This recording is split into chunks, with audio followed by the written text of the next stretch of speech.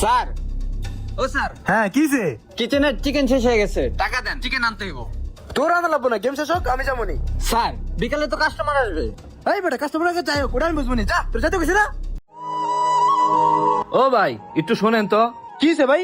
আমার একটা পিজা আর 2টা ফ্রাইড রাইস পার্সেল করে দেন তো। এই বেটা তোর কি মাথা মতো নষ্ট হয়ে গেছে? তো কোন অ্যাঙ্গেলে আমার ওয়েটার মনে হয়? আমি হলাম এই রেস্টুরেন্টের মালিক আর তুই আমার অর্ডার করস। ওই ভালো কথা, তুই রেস্টুরেন্টে এরকম লুঙ্গি পরে ঢুকছিস কেন রে? এটা কি রংপুরের বাথরুমে পাইছস? বাইরে হ। ও ভাই পার্সেল দেন না, আমি তো টাকা দেই নিমু। ওই বেটা তুই কি জীবনে পিজ্জার প্রাইস তোকে দেখছস? তোর বাইরে ঢুকেছিস না? বাইরে হ। কি রে ভাই এমন করতেছেন কে? আরে উঠ উঠ উঠ, বাইরে হ। এই বেটা তোর কি চেক দিস না? কি সব বললে বেটা লোকজন ঢুকে? যত সব জঙ্গল মঙ্গল। ওই বামে বামে নক করে দিল মামা। আরে বেটা রিবেট দে। ওই এদিকে আয়। কিরে রাজ, আসসালামু আলাইকুম ভাই। ভাই বসেন। কিরে রাজ, খাতার এই অবস্থা কে? গত সপ্তাহে রেস্টুরেন্টে বেচে কেনা কত হয়েছে? ভাই গত সপ্তাহে বেচে কিনা হয়েছে 27,000। 27,000? আমার তো আরো 2টা রেস্টুরেন্ট আছে, একটাতে বিক্রি হয়েছে 1.5 লাখ টাকা, আর একটাতে বিক্রি হয়েছে 1,10,000 টাকা। আর এত বড় একটা রেস্টুরেন্ট চালা মাত্র 27,000 টাকা বিক্রি করলি? ভাই রেস্টুরেন্ট বড় হলে কি হবে, কিন্তু রেস্টুরেন্টে কোনো গেস্ট নাই। দেখো না লাস্টে পুরো ফাঁকা। আর কাস্টমার না আসলে কি আমি রাস্তা থেকে ধরে নিয়ে আসবো? আসলে সমস্যাটা যে কোথায়? সমস্যা আর কি, মানুষের পকেটে টাকা নাই, এই জন্য আগের মতো কাস্টমার আসে না। আসল সমস্যাটা যে কোথায় আমি বলতেছি। আলমগীর সাহেব, এই বাজারে একটা সময় আপনার রেস্টুরেন্ট নাম করা ছিল, এখন লাস্ট টাইমে ওই রেস্টুরেন্ট ফাঁকা, বেচা কিনা নাই। আর কেন বেচা কিনা নাই শোনেন তাহলে। স্যার, এই যে আপনার ফ্রাইড রাইস, কিছু লাগলে বলবেন। ঠিক আছে যাও। কি ব্যাপার, ফ্রাইড রাইসটা একবারই ঠান্ডা। হ্যালো ব্রাদার, একটু এদিকে আসেন। কি হয়েছে ভাই, কি সমস্যা? ভাই এই ফ্রাইড রাইসটা ঠান্ডা, ভাই একটু গরম করে দেওয়া যাবে? ঠান্ডা না, দাঁড়ান গরম করে দিচ্ছি। এই যে গরম হয়ে গেছে গা। ভাই এটা কোনো ব্যবহার? আপনারা বললাম একটু গরম করে দিতে, আপনি ফু দিয়ে গরম করে দিচ্ছেন। ফু দিয়ে কখনো গরম হয়? এইটাই ব্যাপার। এই মেয়ে আপনি কি ফাইজলামি পাইছেন? এটা কি আপনার বাসা বাড়ি পাইছেন? যে যখন মঞ্চে গরম করে দেবো, যখন মঞ্চে ঠান্ডা করে দেবো, মন চাইলে খান, না খেলে জানগা। 150 টাকা দিয়ে ব্যাটাস দিয়ে মনে পুরো রেস্টুরেন্ট কিনে ফেলাইছে। যত সব বাজারে কাস্টমার।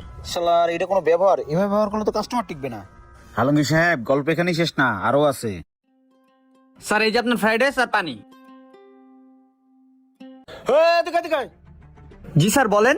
কিরে ফ্রাইড রাইস আর চিকেন এত ছোট কে? স্যার, আমি তো বলতে পারবো না, এটা আমার মহাজন বলতে পারবে। যা তোর মহাজনে ডাক দে। ঠিক আছে স্যার। স্যার, কাস্টমার আপনাকে ডাকতেছে, ফ্রাইড রাইসের চিকেন নাকি অনেক ছোট হয়েছে এর জন্য। কি কাস্টমার? জি স্যার। চল তো দেখি। স্যার, এই যে উনি। এই লোক? জি স্যার। এই কি কাকা ডাকিন কেন? তুমি এই রেস্টুরেন্টের মালিক? হ্যাঁ। ফ্রাইড রাইস আর চিকেন এত ছোট কেন? এই তো স্যার, ভালো কথা। তুমি রেস্টুরেন্টে লুঙ্গি পরে ঢুকছো কেমনে?